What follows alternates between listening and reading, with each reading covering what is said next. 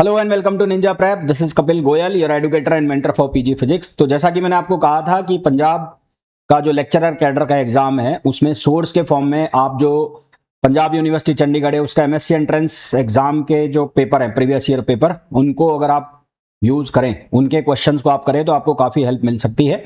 और मैंने आपको ये भी कहा था कि मेरे पास कुछ वीडियोज पड़े हैं पहले के, जिनको मैं आपके लिए अपलोड कर दूंगा। तो अभी मैं ये वीडियो अपलोड कर रहा हूं और होपफुली ये जो वीडियो है इससे आपको काफ़ी अच्छी खासी हेल्प मिलेगी। क्वेश्चंस आपको जो रिलेवेंट मिलेंगे आपके एग्जाम के, तो क्योंकि ये भी एक तरह से PYQs ही हैं तो इनको भी ध्यान से देखना, इनके सॉल्यूशंस को भी ध्यान से देखना।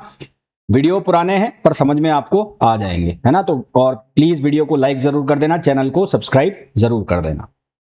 पहला क्वेश्चन है, in a P type silicon which of the following statement is true.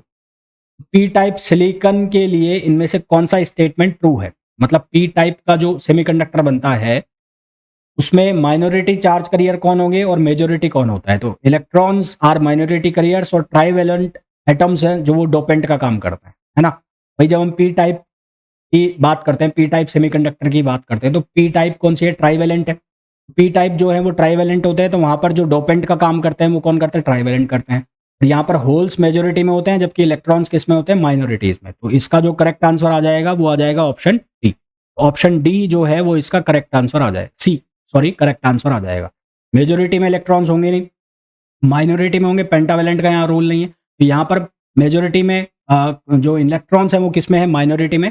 और जो ट्राइवेलेंट का ये केस हो गया। अगर यहाँ पर होता N type conductor, N type semiconductor, तो उसमें इलेक्ट्रॉन्स मेजोरिटी में होते, होल्स माइनॉरिटी में होते, और वहां पर पेंटावेलेंट एटम्स जो है वो डोपेंट का काम करते हैं। नेक्स्ट क्वेश्चन पे आइए, full wave rectifier with input frequency. अब फुल वेव रेक्टिफायर का केस है, तो फुल वेव रेक्टिफायर के केस में आउटपुट फ्रीक्वेंसी जो है, अगर हम सेंटर टेप की बात कर रहे हैं तो centre tap full wave rectifier के अंदर जो आउटपुट फ्रीक्वेंसी है वो इनपुट फ्रीक्वेंसी का 2 टाइम्स हो जाती है, क्योंकि वो 2 पार्ट में बढ़ जाती है। एक पार्ट हो जाता है ऊपर वाला जो कि सेंटर टेप के अबव होता है, एक पार्ट हो जाता है नीचे वाला जो कि सेंटर टेप के नीचे होता है। तो आउटपुट फ्रीक्वेंसी जो है यहाँ पर वो 2 टाइम्स हो जाती है किसका, इनपुट फ्रीक्वेंसी का। तो इनपुट फ्रीक्वेंसी कितनी है 50, तो आउटपुट फ्रीक्वेंसी कितनी हो जाएगी 100 किलो हर्ट्ज सॉरी। तो आंसर आ जाएगा हमारे पास B. Next question, for a transistor amplifier. Transistor amplifier के लिए जो वोल्टेज गेन है, ट्रांजिस्टर एम्पलीफायर के लिए जो उसकी मिड रेंज फ्रीक्वेंसी है ना, मिडिल फ्रीक्वेंसी है, उसमें जो वोल्टेज गेन है लगभग कांस्टेंट रहता है। इनिशियली उसकी जो ये इस तरह का कर्व बनता है, इस तरह का कर्व। तो low at high and low frequency, low frequency के ऊपर भी जो इसका वोल्टेज गेन है वो लो है, हाई फ्रीक्वेंसी के ऊपर भी जो इसका वोल्टेज गेन है वो लो है, जबकि मिडिल फ्रीक्वेंसी के ऊपर ये क्या बना रहता है, कांस्टेंट बना रहता है, इस तरह का कर्व बनता है। तो हमारे पास जो इसका राइट आंसर आ जाएगा वो आ जाएगा C. Fourth question, in case of transistor connected in common emitter configuration. Common emitter configuration की बात हो रही है, ठीक है, किसकी बात हो रही है, कॉमन एमिटर। तो कॉमन एमिटर कॉन्फ़िगरेशन की बात हो रही है, इसमें इनपुट रेजिस्टेंस को हमें डिफाइन करना है। तो इनपुट रेजिस्टेंस कॉमन एमिटर के केस में क्या होगा, कॉमन एमिटर के केस में जो फॉरवर्ड बायसिंग में सर्किट होता है, फॉरवर्ड बायसिंग सर्किट होता है वो किस किस के बीच में बनता है, बेस और एमिटर के बीच में। किस किस के बीच में बनता है, बेस और एमिटर। बेस और एमिटर की जो वोल्टेज आएगी वो क्या आएगी, VBE। तो वो क्या आएगी, VBE। तो इसका मतलब ये क्या लिखा जाएगा, change in base emitter voltage, change in base emitter voltage upon change in कौन सी करंट, बेस करंट, क्योंकि यहाँ पर इनपुट करंट कौन होगी, बेस करंट। यहाँ आ जाएगा चेंज इन बेस करंट। तो ये हो जाएगा इनपुट रेजिस्टेंस। तो इनपुट रेजिस्टेंस की जो वैल्यू आ जाएगी change in voltage, change in voltage, कौन सी वोल्टेज, बेस एमिटर वोल्टेज, और चेंज इन बेस करंट। अब देखो कौन सा ऑप्शन सही है। तो चेंज इन VCE ये तो गलत हो गया, चेंज इन VCE ये भी गलत हो गया, change in VBE and change in to VCE ये गलत हो गया। यहाँ पर आ जाएगा ये चेंज इन IB2, यहाँ पर ये उल्टा लिखा हुआ है, ऑप्शन इसका ये आएगा, डी आएगा। नेक्स्ट क्वेश्चन पे आइए। नेक्स्ट क्वेश्चन में हमें बोला गया है 2 एम्पलीफायर है जिनको कनेक्ट किया गया है सीरीज के अंदर। एक का गेन है A1 और दूसरे का जो गेन है A2। तो ओवरऑल गेन बताना है। तो जो जब 2 या 2 से ज़्यादा एम्पलीफायर सीरीज में कनेक्टेड हो, उनके गेन हमें दिए हों, तो ओवरऑल गेन जो होता है वो उनके मल्टीप्लिकेशन के बराबर होता है। ओवरऑल गेन जो होता है वो उनके मल्टीप्लिकेशन के बराबर होता है, यानी कि यहाँ पर गेन जो आएगा वो लिखा जाएगा A1 A2। नेक्स्ट क्वेश्चन पे आइए, the least preferred principal crystal structure for thermo the metallic. यहाँ पर है फॉर द मेटालिक, ये दोनों अलग अलग वर्ड्स हैं, तो आप करेक्ट कर लेना। यहाँ पर है द मेटालिक, द मेटालिक, तो द मेटालिक क्रिस्टल इज, तो सिंपल क्यूब जो है वो मेटालिक क्रिस्टल के लिए लीस्ट प्रेफर्ड होता है। सिंपल क्यूब के अलावा जो यूज किए जाते हैं वो या तो प्रेफर किया जाता है बीसीसी यानी कि बॉडी सेंटर्ड को, या फिर प्रेफर किया जाता है फेस सेंटर्ड को। तो हमारे पास ये पूछा है कि कौन सा प्रेफर नहीं होता है, तो नहीं जो होता है वो हो जाएगा ए, तो A will be the right answer. The base of NPN transistor, NPN transistor का जो बेस है, बेस जो होगा वो चाहे वो पीएनपी हो और चाहे वो एनपीओ, उसका एनपीएन होगा, उसका बेस लाइटली डॉप्ड होता है ना, सबसे थिन सेक्शन होता है और लाइटली डोप्ड होता है। तो हमारे पास आंसर आ जाएगा lightly doped. Next question, a reverse voltage of 10 volt is applied across SI diode, the magnitude of voltage. अब देखो रिवर्स वोल्टेज अप्लाई हो रहा है, रिवर्स वोल्टेज, तो अगर मैं कोई जंक्शन बनाता हूं, लेट सपोज ये पीएनपी जंक्शन है, ये पीएनपी जंक्शन है और ये सिलिकॉन ट्रांजिस्टर है, और इसके अक्रॉस यहाँ पर वोल्टेज जो लग रहा है, ये जो वोल्टेज है पीएनपी रिवर्स वोल्टेज लगा रहे हैं, तो यहाँ पर मैंने रिवर्स वोल्टेज लगा दिया। रिवर्स वोल्टेज के केस में क्या होगा, यहाँ पर रिवर्स वोल्टेज अप्लाई होगा, और ये रिवर्स वोल्टेज सारा का सारा किसके अक्रॉस अप्लाई हो जाएगा, ये रिवर्स वोल्टेज डिप्लेशन लेयर के अक्रॉस अप्लाई हो जाएगा। ठीक है, यहाँ पर जो वोल्टेज आएगा वो कौन सा आएगा, वी आर, और ये रिवर्स वोल्टेज की वैल्यू कितनी होगी, 10 वोल्ट। अगर आप सोच रहे हैं कि सिलिकॉन डायोड का जो बैरियर पोटेंशियल है 0.7 उसको आप यूज करेंगे तो आप गलत हो जाएंगे। अगर ये फॉरवर्ड बायसिंग में होता, अगर ये फॉरवर्ड बायसिंग में होता तो उस केस में यहां पर वोल्टेज आता एफ बी एफ, और फॉरवर्ड बायसिंग, और फॉरवर्ड बायसिंग, फॉरवर्ड बायसिंग, और फॉरवर्ड बायसिंग का आता तो उस केस में हम यहां पर लिखते 10 माइनस 0.7, यहां पर बैटरी की पोलैरिटी चेंज होती। पर जब हम रिवर्स बायसिंग के बात करते हैं तो जो बैटरी का जितना भी वोल्टेज है रिवर्स बायसिंग के अंदर, वो सारा का सारा अप्लाई हो जाता है किसके अक्रॉस, वो डिप्लेशन लेयर के अक्रॉस अप्लाई हो जाता है। इसलिए इसका जो करेक्ट आंसर आएगा वो आएगा सी, यानी कि 10 वोल्ट। नेक्स्ट क्वेश्चन पे आइए, the thermally generated electrons and holes acquire sufficient energy from the applied potential to produce new carriers by removing valence electron from their bonds. These new carrier in turn produce additional carrier again through the process of disrupting bonds. The cumulative process, इसको हम कहते हैं avalanche breakdown. avalanche breakdown में क्या होता है, जो thermally insulated, जो थर्मली जनरेटेड इलेक्ट्रॉन्स होते हैं वो काइनेटिक एनर्जी को जनरेट करते जाते हैं, और काइनेटिक एनर्जी इतनी बढ़ा देते हैं कि वो जो काइनेटिक एनर्जी है उसके कारण जो इलेक्ट्रॉन्स हैं वो डिप्लेशन लेयर को ब्रेक कर देते हैं। डिप्लेशन लेयर ब्रेक हो जाती है तो लार्ज अमाउंट में करंट फ्लो हो जाता है, स्मॉल वोल्टेज के ऊपर लार्ज अमाउंट में एकदम से करंट फ्लो हो जाता है, उसको हम कहते हैं अवालांच ब्रेकडाउन। ठीक है, जीनर ब्रेकडाउन नहीं है ये कौन सा ब्रेकडाउन है, avalanche breakdown. Avalanche breakdown thermally insulated होता है, जबकि जीनर ब्रेकडाउन जब हम वोल्टेज को बहुत ज्यादा बढ़ाते हैं उसकी वजह से होता है। तो यहां पर आएगा अवालांच ब्रेकडाउन। नेक्स्ट क्वेश्चन पे आइए, कॉलपिट ऑसिलेटर, कॉलपिट, देखो इसको वर्ड से याद कर लेना, कॉलपिट। तो कॉलपिट, कॉलपिट मतलब C stands for capacitor, Colpitts का मतलब हो गया 2 कैपेसिटर और 1 इंडक्टर। यहां पर क्या आएगा, 2 कैपेसिटर और 1 इंडक्टर। नेक्स्ट क्वेश्चन पे आइए, वीएलएसआई सर्किट, वीएलएसआई सर्किट में जो गेट्स हैं वो 10,000 से भी ज्यादा होते हैं, तो यहां पर मेरे हिसाब से आंसर आना चाहिए मोर देन 1000 गेट्स। आप इसको एक बार चेक कर लेना, क्योंकि इसका जो आंसर होता है 10,000 से भी ज्यादा इसमें गेट होते हैं। 10,000 तो इसमें ऑप्शन है नहीं, तो उस हिसाब से ऑप्शन होना चाहिए इसका B, more than 1000 gates. Next question पे आइए, बार्न जो है वो यूनिट होती है क्वाड्रिपोल मोमेंट की भी होती है, उसके अलावा ये बेसिकली यूनिट होती है एरिया की। तो 1 बार्न जो होता है वो इक्वल होता है 10 पावर माइनस 28, 10 पावर माइनस 28 के इक्वल होता है, तो आंसर आ जाएगा हमारे पास बी। नेक्स्ट क्वेश्चन पे आइए, यहां पर हमें फोर्स दिया हुआ है और ये जो फोर्स है अप्लाई हो रहा है किसी पॉइंट पर बी पर, और बी के अलावा एक पॉइंट और दिया है हमें ए। तो हम सबसे पहले पोजीशन वेक्टर निकाल लेंगे, पोजीशन वेक्टर को हम लिखेंगे आर बी ए। तो आर बी ए की वैल्यू 5, 1 माइनस का ये 3 है, इसमें से आप माइनस कर दो इसको 1, और ये माइनस का 2 और ये प्लस का 1 हो जाएगा। तो यहां पर बनेगा हमारे पास 4i कैप, ये बनेगा माइनस जे कैप और ये बनेगा प्लस 4k कैप। ठीक है, ये हमारे पास पॉइंट बन जाएगा 4i cap, are cross F बनेगा ना 4i, ये माइनस है 3 हो गया, ये माइनस 3, ये 3 आ जाएगा, माइनस 3 और प्लस 4k। अब हमें क्या दिया हुआ है, फोर्स दिया हुआ है, यहां से लगाओगे tau equals to r cross F, इसको आप लिख दोगे आई जे और के। आर की वैल्यू कितनी हो गई 4 माइनस 3 4, और एफ की वैल्यू हो गई 4 माइनस 2 और 3। इसको जब हम सिंप्लीफाई करेंगे तो हमारे पास जो आंसर आएगा वो आएगा आई कैप प्लस 4j कैप और प्लस 4k कैप। इसको अब आपको सॉल्व करना है, डिटर्मिनेंट आप इजीली सॉल्व कर सकते हैं मेरे हिसाब से, नहीं कर सकते हैं तो फिर मामला गड़बड़ है, तो इसका आंसर आ जाएगा डी। नेक्स्ट क्वेश्चन पर, नेक्स्ट क्वेश्चन में हमें बोला गया है बॉडी ऑफ मास 1 kg, एक बॉडी है उसका मास दिया है 1 kg, वेलोसिटी दी है v1, v1 की value 5 i cap minus 4 j cap plus 3 k cap, position vector दिया है r1 और एक पोजीशन वेक्टर दिया है r2, हमें फोर्स जो है वो दिया है और वर्क डन की वैल्यू बतानी है। देखो वर्क डन जो होता है, वर्क डन वो होता है integration f dot D R, F dot D R. तो सबसे पहले आप डी आर जो वेक्टर है उसको आप कैसे लिख लो, आप इसको ऐसे लिख लो डी एक्स आई कैप डी वाई जे कैप और प्लस डी जेड के कैप।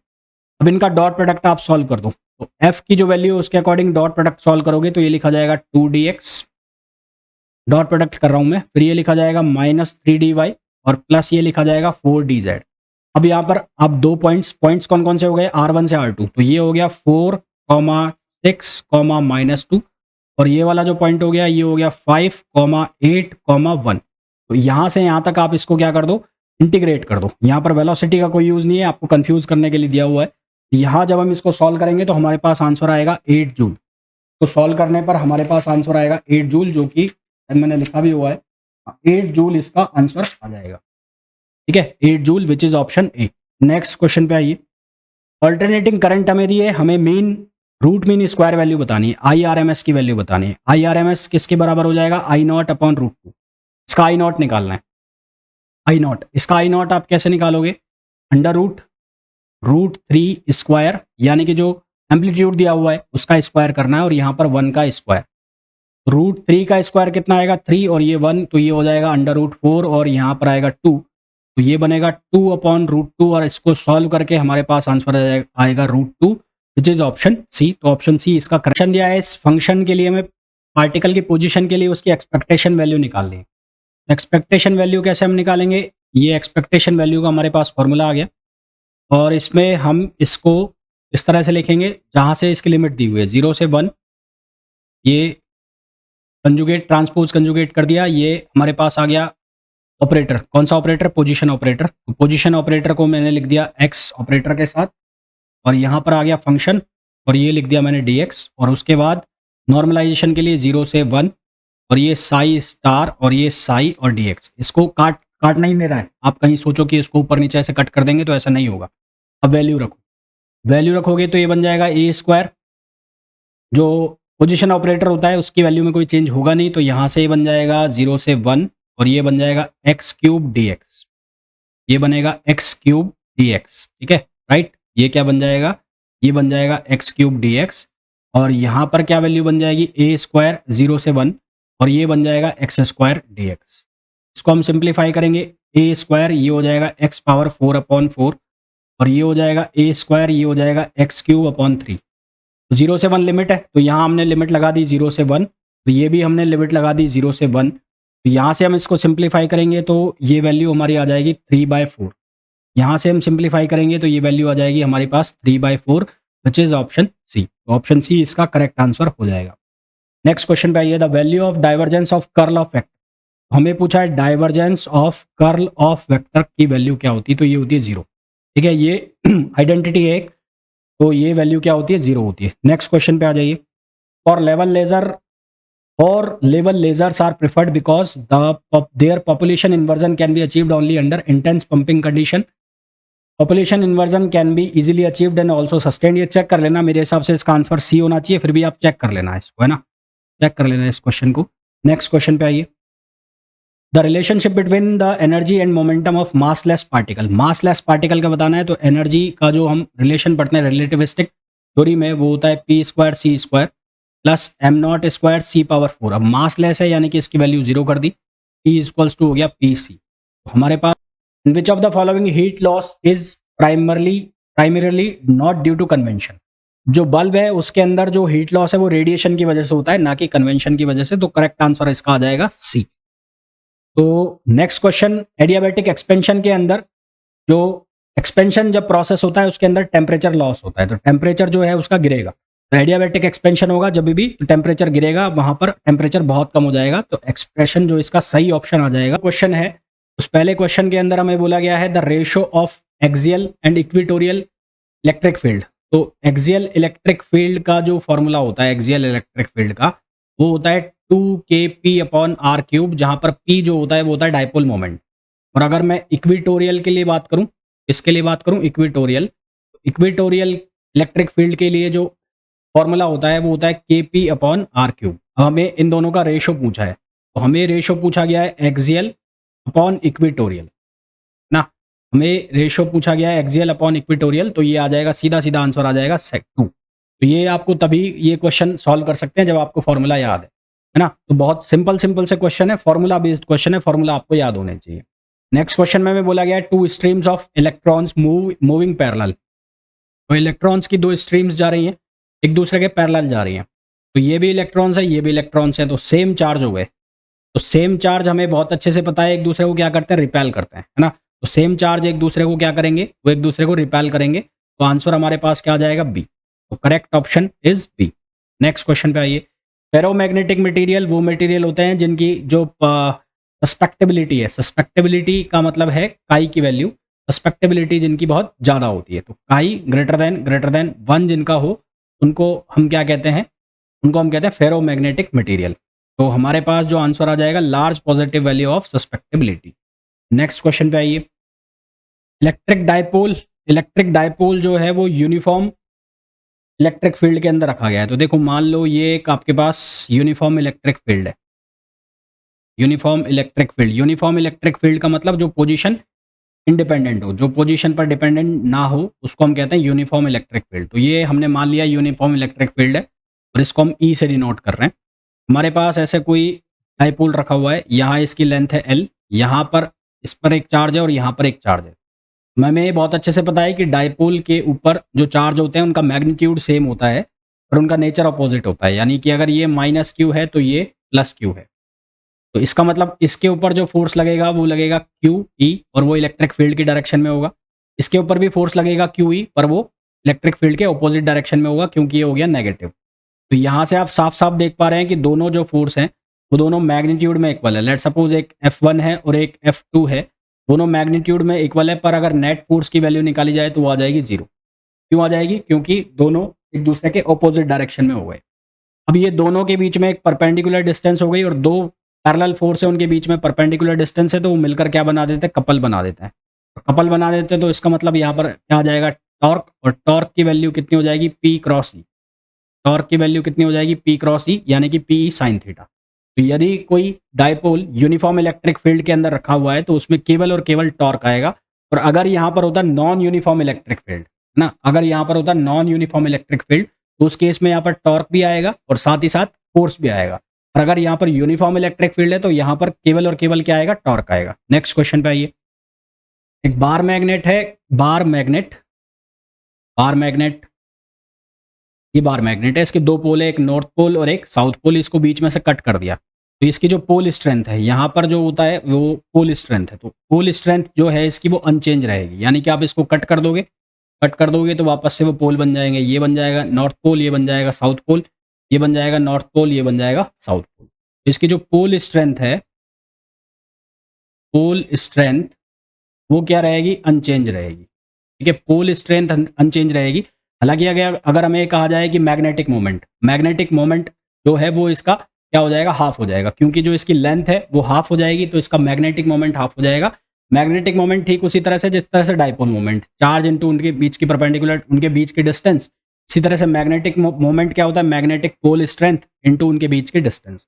तो अगर डिस्टेंस हाफ हो गई तो साफ साफ दिख रहा है कि जो मैग्नेटिक मोमेंट है वो भी क्या हो जाएगा, हाफ हो जाएगा, पर पोल स्ट्रेंथ जो है वो अनचेंज रहेगी। तो आंसर हमारे पास क्या आ जाएगा, बी आ जाएगा क्वेश्चन की। तो नेक्स्ट क्वेश्चन की अगर मैं बात करूं तो इसमें बोला गया है to shield an instrument from external magnetic field. External magnetic field से शील्ड करने के लिए जो कोई भी इंस्ट्रूमेंट है उसको कैसे कैबिनेट में रखा जाता है। देखो एक क्लोज लूप के लिए, और a close loop magnetic flux की जो वैल्यू होती है 0 होती है क्लोज लूप के लिए। अब यदि मैं इंस्ट्रूमेंट को मैं आयरन बॉडी के अंदर प्लेस कर दूं, आयरन बॉडी के अंदर प्लेस कर दूंगा तो जो फ्लक्स की वैल्यू है वो क्या हो जाएगी, 0। आयरन बॉडी का मतलब यहां पर क्या हो गया, मेटल। तो हमारे पास करेक्ट आंसर क्या आ जाएगा, मेटल आ जाएगा। ठीक है, तो right answer is metal. Next question पे आइए। In a region where electric field is 5 newton per coulomb, electric field की वैल्यू दी है 5 न्यूटन पर कूलम, और जो फ्लक्स हमें दिया है वो दिया है 41 पहले केस में। सेकंड केस में हमें फाई 2 निकालना है और ई की जो वैल्यू है E2 की वैल्यू वो है 10। तो आप यहाँ पर क्या करेंगे, यहाँ पर करेंगे फाई 1 अपॉन फाई 2 और ये हो जाएगा E1 अपॉन E2। फाई 1 की जो वैल्यू है वो है 40 और फाई 2 आपको निकालना है, फाइंड आउट करना है। E1 की वैल्यू है 5 और ये है 10, तो यहाँ से फाई 2 की जो वैल्यू है वो आ जाएगी 80। करेक्ट आंसर हमारे पास कितना आ जाएगा, 80 आ जाएगा। नेक्स्ट क्वेश्चन पे आइए। Length of metre stick moving parallel to its length when its mass is 1.5 times. तो मास जो है वो 1.5 टाइम्स है इनिशियल मास का। तो यहाँ से हम क्या रखेंगे, हमने वैल्यू रखी m0 on under root 1 minus v square upon c square equals to 1 minus m0। तो ये कैंसिल आउट हो गया। तो यहाँ से हमें वैल्यू मिल गई गामा की। तो गामा की वैल्यू कितनी आ गई, 1.5। गामा क्या होता है, गामा होता है हमारे पास 1 upon under root 1 minus v square upon c square, ये गामा कहलाता है। तो हमें लेंथ निकालनी है। तो लेंथ का हमारे पास जो फॉर्मूला होता है, जो रेफरेंस फ्रेम के रेस्पेक्ट में हम निकालते हैं, तो नॉर्मल लेंथ ऑन गामा, जो लेंथ है हमें मूविंग फ्रेम से कम नजर आती है। ठीक है, तो L0 की जो वैल्यू है वो है 1 मीटर स्टिक है। तो मीटर स्टिक का मतलब हो गया 100 सेंटीमीटर, और गामा की जो वैल्यू हो गई वो हो गई 1.5। तो इसको हम सिंप्लीफाई करेंगे तो आंसर आ जाएगा 66.7 सेंटीमीटर। आंसर आ जाएगा 66.7 सेंटीमीटर। नेक्स्ट क्वेश्चन पे आइए। नेक्स्ट क्वेश्चन में बोला है the planet revolving around the sun in the solar system obeys the law. तो वहां जो लॉ लगता है T square law, T square proportional to r cube, T square proportional to r cube which is option B. ये option B इसका correct answer हो जाएगा। Aircraft जब टेक ऑफ करता है या लैंडिंग करता है तो उस टाइम, दोनों टाइम वो एक्सेलरेशन में रहता है। और जब वो एक्सेलरेशन में रहेगा तो इसका मतलब वो कौन से फ्रेम में है, नॉन इनर्शियल रेफरेंस फ्रेम में। नॉन इनर्शियल रेफरेंस फ्रेम में। रीजन इसका क्या है, reason during during take off and landing, during take off and landing aircraft is in acceleration. Aircraft is in acceleration. Therefore, it is in non-inertial frame. It is in non-inertial frame. इसलिए ये कौन से frame में है, non inertial frame में है। Next question पे आइए। नेक्स्ट क्वेश्चन में बोला radius of carbon atom in the diamond crystal structure. तो radius of carbon atom diamond crystal structure है, तो इसके लिए रिलेशन हो गया √3/4, और ये ए का मतलब हो गया एज, और ये हो गया 2r। तो यहाँ से ए की जो वैल्यू है वो हमें गिवन है 16√3, तो ये हो गया √3/4 और 16√3 और 2r। तो यहाँ से ये 4 टाइम्स कैंसिल हो जाएगा, ये हो जाएगा 12 और r की वैल्यू आ जाएगी 6। तो करेक्ट आंसर हमारे पास हो जाएगा 6 nm which is option A. The continuous component X-ray spectrum owes its origin to photoelectric effect। जो रिवर्स फोटोइलेक्ट्रिक इफेक्ट होता है उसकी वजह से कंटिन्यूअस कंपोनेंट जो है, दो तरह के एक्सरे होते हैं, कैरेक्टरिस्टिक और कंटिन्यूअस। तो कंटिन्यूअस रिवर्स फोटोइलेक्ट्रिक इफेक्ट की वजह से जनरेट होता है। नेक्स्ट क्वेश्चन पे आ जाइए। The well defined van function, well defined के लिए कंडीशंस क्या क्या है, एक तो वो सिंगल वैल्यूड होना चाहिए, दूसरा स्पेस के रेस्पेक्ट में कंटिन्यूअस होना चाहिए, टाइम के रेस्पेक्ट में वो किस जगह पर कंटिन्यूअस हो भी सकता है, नहीं भी हो सकता। ऑलवेज अ रियल फंक्शन और obeys the principle of superposition, ये कोई ज़रूरी नहीं है, ये कंडीशन कोई ज़रूरी नहीं है, तो ये इसका आंसर आ जाए। नेक्स्ट क्वेश्चन पे आ जाइए। द मूविंग पार्टिकल कन्फाइंड इन, देखो इसके लिए इक्वेशन जो बनती है वो बनती है E = n² h² upon 2ma²। अब यहाँ पर नेगेटिव तो किसी भी हालत में जाएगी, तो क्वांटाइज नेगेटिव एनर्जी स्टेट, ये गलत हो गया। ग्राउंड स्टेट यानी कि n की वैल्यू स्टार्ट होती है 1 से, तो ग्राउंड स्टेट जो वो रेस्ट में नहीं रहेगा, ये सही है। क्वांटाइज वेव फंक्शन डिफाइनिंग अलग अलग प्रोबेबिलिटी आएगी अलग अलग स्टेट की, और क्वांटाइज पॉजिटिव एनर्जी स्टेट, ये भी सही है। तो फर्स्ट ऑप्शन इसका रॉन्ग आंसर हो जाएगा। नेक्स्ट क्वेश्चन पे आइए।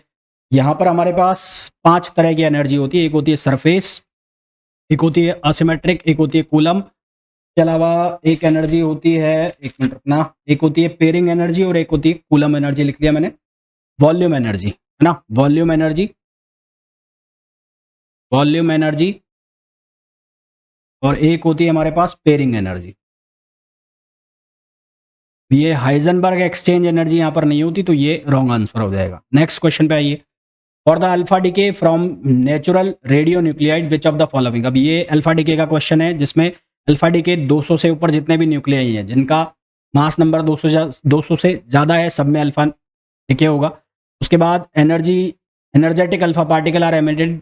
इनके जो एनर्जेटिक अल्फा पार्टिकल्स हैं वो एमिटेड होते हैं जिनकी हाफ लाइफ, जो लाइफ है वो हाफ लाइफ से भी कम हो। शॉर्टर, जितनी ज़्यादा शॉर्ट लाइफ होगी उतने ज़्यादा एनर्जेटिक अल्फा पार्टिकल निकलेंगे, ये भी सही है।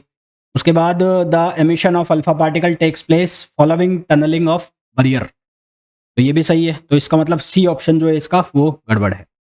फिर क्वेश्चन नंबर 18 पे आइए। विच ऑफ द फॉलोइंग प्रॉपर्टीज, जो न्यूट्रिनो से एसोसिएटेड प्रॉपर्टी है वो क्या क्या है। पहला तो इसका जो नियर मास जो है वो नियरली 0 के बराबर होता है। इसका जो चार्ज है उसके अंदर चार्ज नहीं होता। इसकी स्पिन 1/2 होती है, तो इसका ये ऑप्शन गलत है ना। इंटीग्रल स्पिन इसकी नहीं होगी, स्पिन इसकी कितनी होती है, हाफ होती है। तो नेक्स्ट क्वेश्चन पे आ जाइए। अब रेडियो एक्टिव स्पेसिमेन, अब रेडियो एक्टिव स्पेसिमेन के लिए A/A0 इक्वल्स टू 1/2 और ये T/T½ ये फॉर्मूला लगा दो। 1/2 टी की वैल्यू कितनी है 3 आवर्स, तो ये 3 हो गया अपॉन 1, तो ये हो गया 1/8। तो ए की वैल्यू कितनी आ जाएगी, यहाँ से ए की वैल्यू आ जाएगी 1 2 3 4/8। सॉल्व हम इसको करेंगे तो आंसर आ जाएगा 1250, करेक्ट आंसर आ जाएगा 1250। तो ये थे कुछ क्वेश्चंस जो पंजाब यूनिवर्सिटी 2019 के एंट्रेंस एग्जाम में आए हुए हैं। होपफुली जितने भी सॉल्यूशंस मैंने आपको बताए हैं बहुत अच्छे से समझ में आ गए होंगे। फिर भी किसी क्वेश्चन में डाउट है तो आप पूछ सकते हैं।